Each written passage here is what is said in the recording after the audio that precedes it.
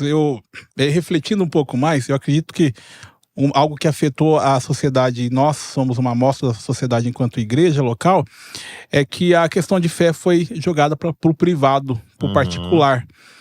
Estando ela no particular, no privado, algumas pessoas têm entendido que ela está sob o seu domínio. E aí você vive a experiência da fé segundo os seus critérios, os seus padrões. E o evangelho é totalmente o contrário. Deus revelou como que deve ser vivida a experiência da fé, a experiência Entendi. comunitária. Então, um dos problemas que eu entendo é esse também.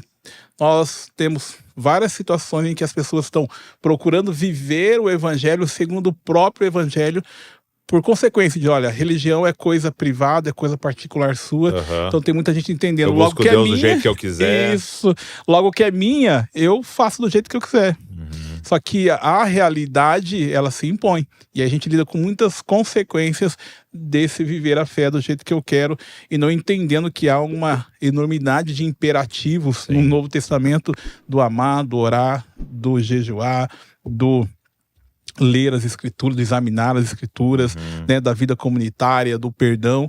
Então não tem como eu viver a experiência do evangelho de maneira particular, privada.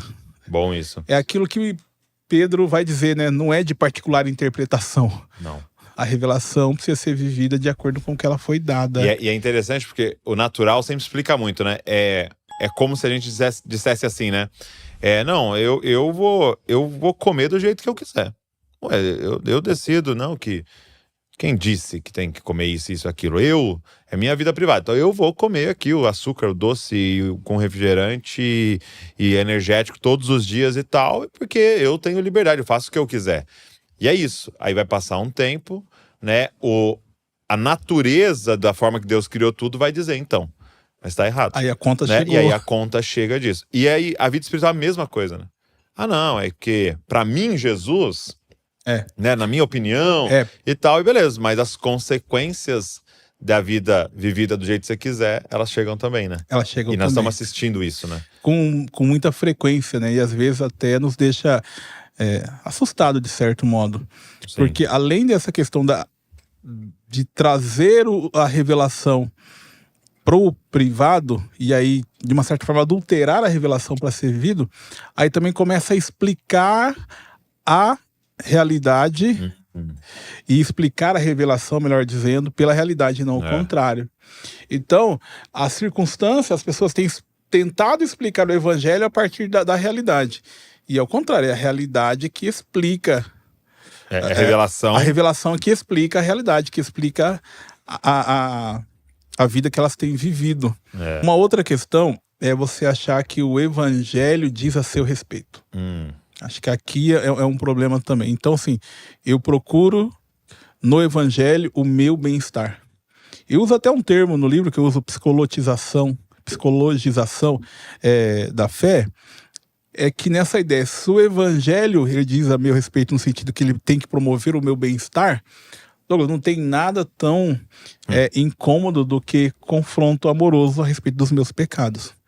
Se o evangelho busca o meu bem-estar, não vai ter confronto amoroso. Não vai ter. Os meus pecados serão tratados como problemas e não como pecado. E eu evito isso. Então a gente precisa compreender que o evangelho, ele é uma boa notícia que foi precedida de uma má notícia. Muito bom. Né? Então, um outro problema também que leva à frieza espiritual é você achar que o evangelho é para te dar bem-estar. Sim. Para te dar bem-estar. Então, como que você pode confrontar os meus pecados e me colocar num constrangimento se o evangelho é para gerar em mim bem-estar?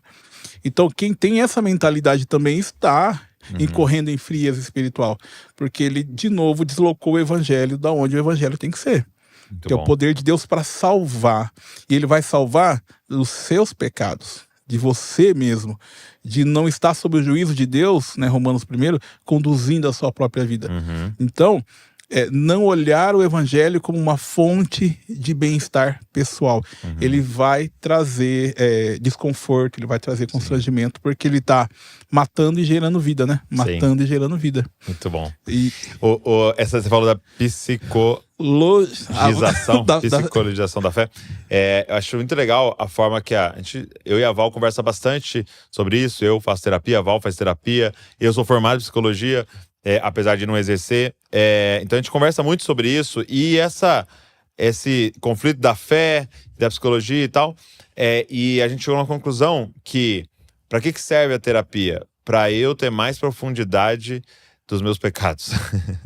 Então ela não vem como solução, mas ela vem com essa ferramenta de ir mais fundo e achar ainda mais as raízes do pecado para a gente poder ir para Cristo e achar a solução no Evangelho, em Cristo e na palavra, entendeu? Então a gente tem usado a terapia como essa forma de ir ainda mais fundo e falar, cara, achei pecado aqui. Mesmo que o terapeuta nem saiba, nem chame assim, mas a gente sabe. Isso.